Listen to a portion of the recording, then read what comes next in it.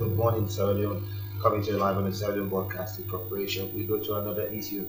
Chris Mahony is the director of the New Zealand Center for Human Rights Law, Policy and Practice. He will be delivering a public lecture today on the relationship of politics in the Special Court of Sierra Leone. This will be in collaboration with the Department of Peace and Conflict Studies at Furby College. Good morning and welcome to the program, Mahony. Good morning. Now, why do you find it so relevant at this point in time to come up with such a lecture on the special court politics in the special court? Well, the special court's coming to a close with Yeah. its final trial that's scheduled to finish by the end of the year. So I think it's a good time to really think about what happened. The court had a mandate to prosecute those that bear the greatest responsibility.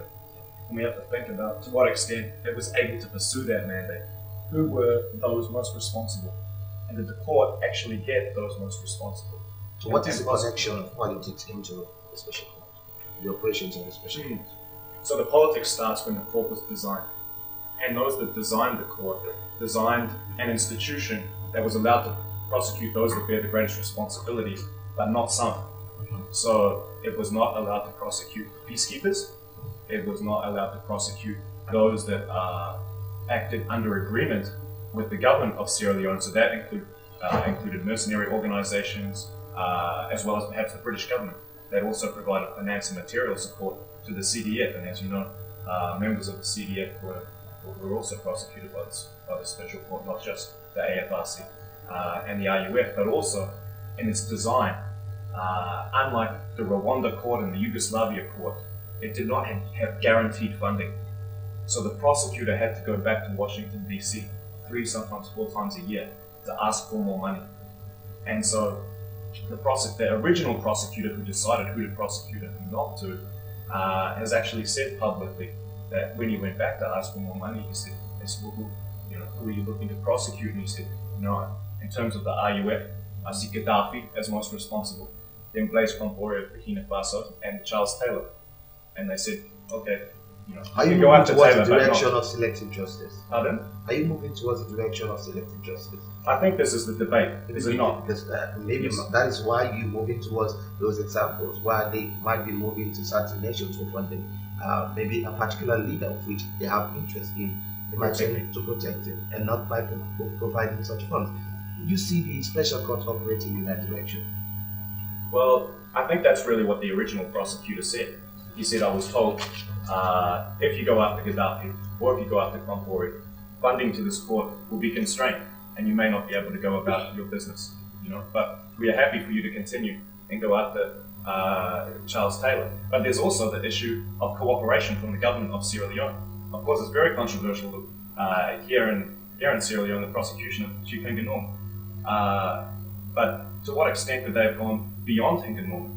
If they're able to prosecute Charles Taylor for aiding and abetting the RUF, some people look at the court and say, well, was President Kabar not playing the exact same role as Charles Taylor? Because was he was the British the commander in government chief at that time. Pardon? Because he was the commander in chief. And Minister of Defense. Hinga Norman was Yes. taking direct Orders. So, but what is the interplay here? How relevant is this to students at this time when the special court is already coming to a close? Why have you not decided to come up with this lecture at an earliest point that will create the debate, open up, a hotspot for students to debate on such issues? Well, to be frank, I came here in 2003 and worked with the Truth and Reconciliation Commission also. And to be honest, I had not conducted the research. So I had not been to DC. I had not interviewed those people that had these interactions. I had not interviewed that first prosecutor. So unfortunately, often what happens is that this kind of information comes to us over time as people conduct research, as people interview those that were involved and corroborate that information. This information was not available, was it not, in 2002, 2003, 2004, when the court was first in operation. Nonetheless, people were still having these debates. So Chris, you will be given a lecture today. Earlier you spoke about the funding aspect and also the collaboration between the government of Sierra Leone. A part of these two issues pertaining the special court, what other things will you be looking at in your lecture today? Well, I'll also think about to what extent should we be willing to accept this kind of justice as well? what happens if we had not had the special court for Sierra Leone? Sure, perhaps it was not able to go to the greatest extent and to capture all those that Sierra Leoneans and others, including the TRC, perceive to bear the greatest responsibility. But the absence of a criminal justice process, what would Sierra Leone potentially have looked like? You know, we can't just look at it, I don't think, in terms of justice for victims, and that is of course the most important issue. But of course it brought some degree of stability in Sierra Leone, did it not? Because it also incarcerated, it put behind bars and removed from the political and, more importantly, the security sphere in Sierra Leone those leaders that had their fingers on the trigger for many of the combatants, particularly those that ended up losing the conflict. And perhaps that's the lesson here. You know, sometimes there has to be victory for there to be justice, even if it will be slightly slow. So, Chris, if I may ask you to give your own personal opinion about the special court, what can you say about the special court in Sierra Leone? I think the court leaves an important legacy. But I think we have to be honest about the constraints that were imposed upon this institution when we think about what legacy it will leave for Sierra Leone. We also have to consider the extent to which it may have advanced, you know, a dialogue of human rights and access to justice that prompted the institutional strengthening of institutions like the Anti-Corruption Commission. You know, we don't see the Attorney General able to interfere anymore. We see greater capacity provided to the Commissioner.